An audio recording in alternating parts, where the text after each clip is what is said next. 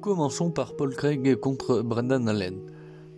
À part un calf slicer sorti de nulle part qui était prévisible, puisque le Jiu-Jitsu est le seul terrain où Craig posait un véritable danger pour Allen, Craig a subi tout le long du combat avant de donner son dos au troisième round. Si Allen a montré un excellent sol en défendant parfaitement le calf slicer, pendant lequel il saisit la jambe de Craig pour faire levier et réduire la pression sur sa propre jambe, créer de l'espace, il a grandement profité de la manie de Craig qui est commune à beaucoup de pratiquants de Jiu-Jitsu de chercher à aller sur leur dos dès que le combat passe au sol pour utiliser son grand end pound. Par contre debout, la défense d'Allen elle est un peu inquiétante quand même, puisqu'il a exposé totalement son menton plusieurs fois avant d'envoyer ses crosses. C'est un combat qui en soi ne change pas grand chose aux dynamiques des deux combattants et confirme la lente montée d'Allen et la descente de Craig.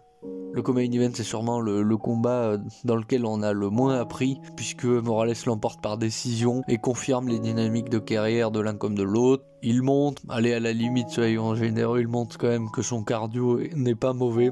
Alors par contre, le combat Hooper contre Leavitt, là ça nous enseigne que Jordan Leavitt n'a pas une intelligence de combat très élevée, car il avait les moyens d'empêcher Hooper d'aller au sol, étant donné que c'est lui qui le dominait physiquement au début des échanges en grappling, mais il a préféré amener son adversaire sur le terrain où ce dernier est le plus à l'aise.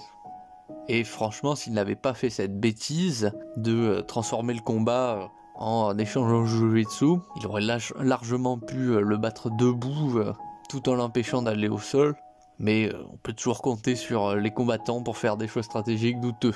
Je en tire que je persiste à voir Hooper comme un combattant qui ferait mieux sans doute de tenter une carrière en Jiu-Jitsu plutôt qu'en MMA à cause de son striking, et je prends bien en note que l'on ne peut pas compter sur l'intelligence de combat de Leavitt. Ensuite, entre Nick Aguirre et Talbot, bon là... on le voyait arriver quand même. Il l'emporte par un étranglement arrière au troisième round. On glane au passage une petite information, c'est que Nick il a clairement une poigne de fer et il a une capacité à coller à son adversaire comme de la glu. D'ailleurs Talbot il n'a pas réussi à s'en défaire pendant une grande partie des rounds. Malheureusement pour Aguirre, il lui manque le grand end pound et les menaces de soumission qui lui permettraient d'être véritablement menaçant et de présenter un vrai danger. De son côté, Payton, là encore, il ne montre aucune évolution notable ou spécifique. Il montre ses qualités de pratiquant de Jiu-Jitsu que l'on connaissait et il confirme son défaut au sol qui est une passivité assez importante où il a tendance quand même à laisser l'autre travailler et à parfois se reposer un peu trop. Et ce sera un vrai problème contre des adversaires qui commencent à être dans le top 15, en tout cas ceux qui auront un sol véritablement dangereux. Bon là encore, Nick il confirme qu'il n'est pas forcément taillé pour l'UFC, et Payton il grimpe assez quand même péniblement, il faut le dire, on n'a vraiment rien vu d'exceptionnel. Enfin, le combat contre Luana Pinheiro et Amanda Ribas. Alors c'était quand même spécial, parce que malgré ce qu'on peut appeler un bon début de combat pour Pinheiro, marqué quand même par des moulinets douteux qui devraient faire rougir de honte les bénis oui qui disent « Ah oui, les femmes sont meilleures techniquement !» Mais elle s'est tout simplement écroulée, mais totalement écroulée, face à la pression et au cardio de Ribas, alors que Ribas, elle utilisait cette défense élaborée de bloquer les coups avec son visage. mais voilà, tout simplement avec la pression et la ténacité de Ribas, elle a trouvé le KO au troisième round.